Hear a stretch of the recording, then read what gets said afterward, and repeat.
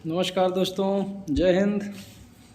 एक बार फिर से मैं आ गया हूँ आप लोगों के लिए SILDC की चर्चा को आगे बढ़ाने के लिए।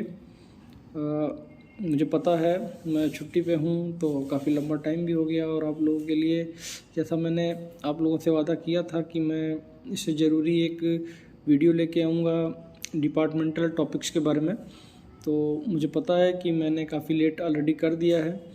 तो मैं जल्दी से समय निकाल के, रात हो गई है और घर वाले तो सोने गए हैं, तो मैं थोड़ा जल्दी में आप लोगों के लिए कुछ इम्पोर्टेंट टॉपिक्स का, जो बहुत ज़रूरी टॉपिक्स हैं, जो मुझे लगता है कि आप लोगों को पढ़ना ही चाहिए। तो कुछ टॉपिक्स तो जैसे ऑलरेडी सबको मैंने बता ही दिया था कि वेपन से संबंधित, या जैसे ग्रेनेड्स हो गए, weapon, grenade, first line, second line, ये सब मैं ग्रुप में अपने आपको नोट्स दे ही रहा हूँ।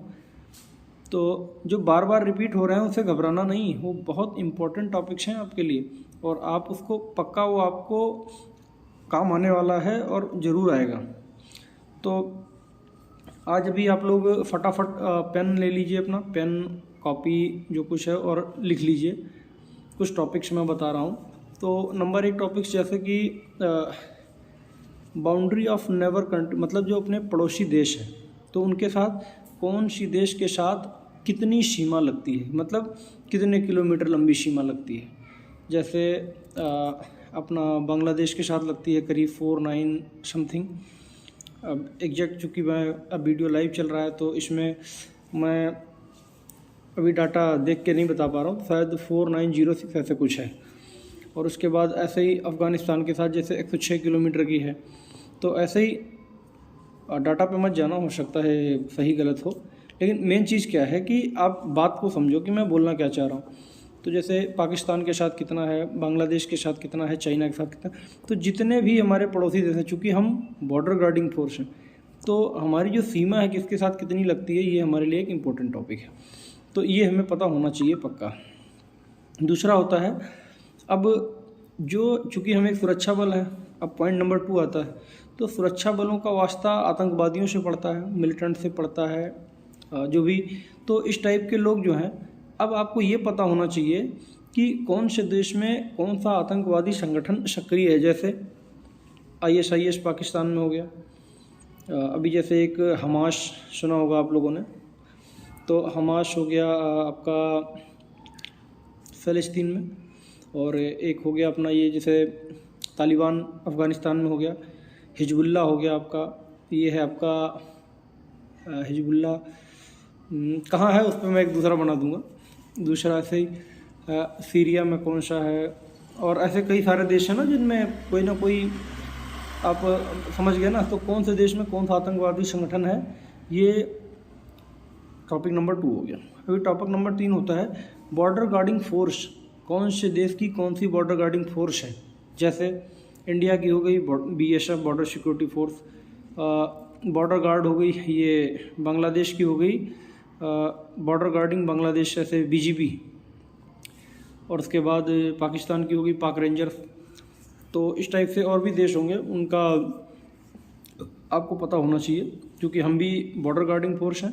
तो उसी तरीके से दूसरा और भी एक इम्पॉर्टेंट बात कहूँ, जैसे कि भारत में सिर्फ BSF ही बॉर्डर गार्डिंग फोर्स नहीं है, आपका SSB भी है, वो नेपाल बॉर्डर पे लगी हुई है, ITBP है, भारत तिब्बत सीमा बल है। तो इन सब के बारे में भी आपको पता होना चाहिए कि ये कहाँ पे हैं, मतलब कौन सा बल किस देश से सटे हुई सीमा पर तैनात हैं।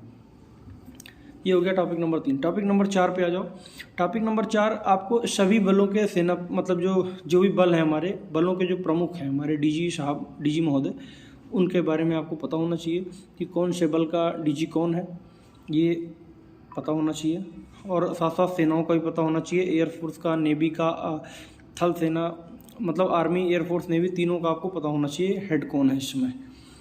उसके बाद ये मैंने पहले ही बता दिया आपको, स्मॉल आर्म्स डाटा, जो भी आपका एक इंडिविजुअल वेपन होता है यूज करने वाला, जिसमें मतलब एक सिपाही डिटेल होता है, कांस्टेबल, तो वो डाटा आपको पता होना चाहिए। जैसे बहुत डिटेल में जाने की ज़रूरत नहीं है, लेकिन बेसिक चीज़ें आपको पता होना चाहिए। जैसे इंसास राइफ़ल के बारे में है, तो अब ऐसे यूट्यूब पे मैं कोई डाटा नहीं बोल पाऊँगा ड्यू टू प्रोटोकॉल, आप लोग जानते हैं। लेकिन फिर भी उसके बारे में मामूली चीज़ें जो भी नॉर्मल चीज़ें हैं, उसकी लंबाई कितनी है और उसका आपका उसकी मैगजीन में राउंड कितने आते हैं, उसकी मारक क्षमता कितनी है, शाइटिंग रेडियस कितनी होती है, बैरल की लंबाई कितनी होती है, मैगजीन का वज़न कितना होता है, ये सब चीज़ें पूछी जाती है। वेपन का वज़न कितना होता है, इस टाइप से क्वेश्चन। ऐसे ही जैसे अब राइफ़ल हो गई, LMG हो गई, पिस्टल हो गई, इन सब के बारे में आपको पता होना ही चाहिए। उसके बाद फील्ड इंजीनियरिंग और FEBD आप लोग जानते होंगे, तो FEBD से संबंधित बारीक बारीक चीज़ें पता कर लो कि फेंसिंग कितने प्रकार की होती है, उसकी हाइट कितनी होती है, फेंस के दोनों तरफ जो रास्ते होते हैं वो कितना होता है, ये सब चीज़ें आप जो मैंने एक बुक डाल रखी है अपने ग्रुप में, तो आप उस बुक में भी देखोगे तो ये सब क्वेश्चन आपको मिल जाएगा, ये सब आप वहाँ से पढ़िए। उसके बाद आता है राशन स्केल। राशन स्केल से पक्का आता है आपका चाय पत्ती कितना ग्राम है, या आपका तेल कितना होता है, ये सब चीज़ें इस टाइप से एक एक करके पूछ सकते हैं। आटा कितना मिलता है, चावल कितना मिलता है, तो ये सब मैं अपने ग्रुप में भी डाला हूँ, और नहीं तो फिर आपको भी मिल जाएगा, आप जहाँ पे भी होंगे हर जगह में स्केल तो सेम ही है।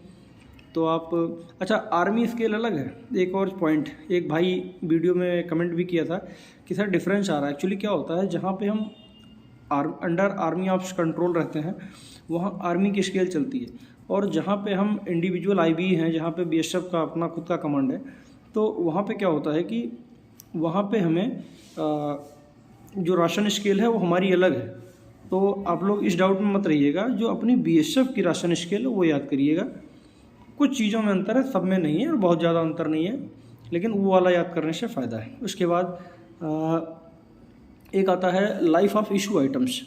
जैसे जो लोग क्वार्टर मास्टर का काम कर रहे होंगे या क्वार्टर मास्टर के बारे में चलते फिरते भी देख लो आप, लाइफ ऑफ इशू आइटम पता होना चाहिए। अक्सर आता है मच्छरदानी की लाइफ कितनी है, दरी की कितनी है, मेस्टिन की कितनी होती है, वाटर बोतल की कितनी होती है, जो भी आपका इशू आइटम्स है उनका आपको पता होना ही चाहिए। आपको हर चीज़ इशू होती है तो उसके बारे में आपको पता होना चाहिए। उसके बाद एक आता है अलाउंसेस जो हमें मिलते हैं, जैसे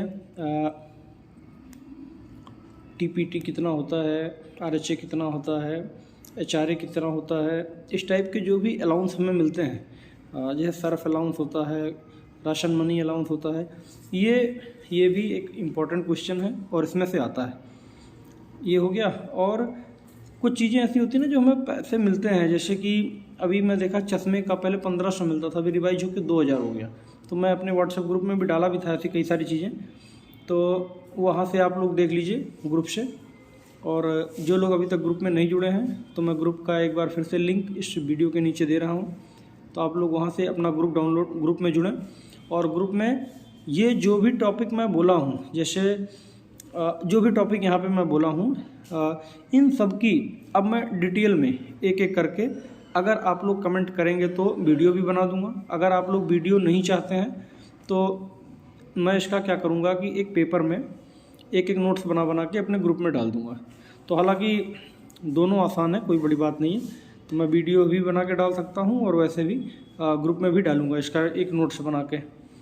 एक एक टॉपिक का जितना भी मैंने करीब 8-10 टॉपिक डाले हैं, तो मैं आप लोगों से उम्मीद करता हूँ कि आप लोग पढ़ाई करते रहिए, और ये जब मैं डालूँगा तब डालूँगा।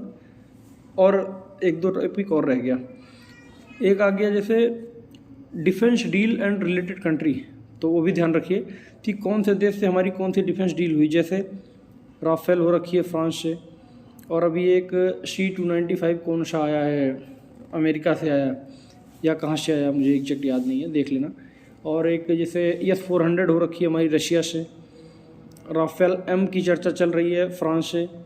और एक राइफ़ल अभी AK-0203 हुई है शायद अमेरिका से।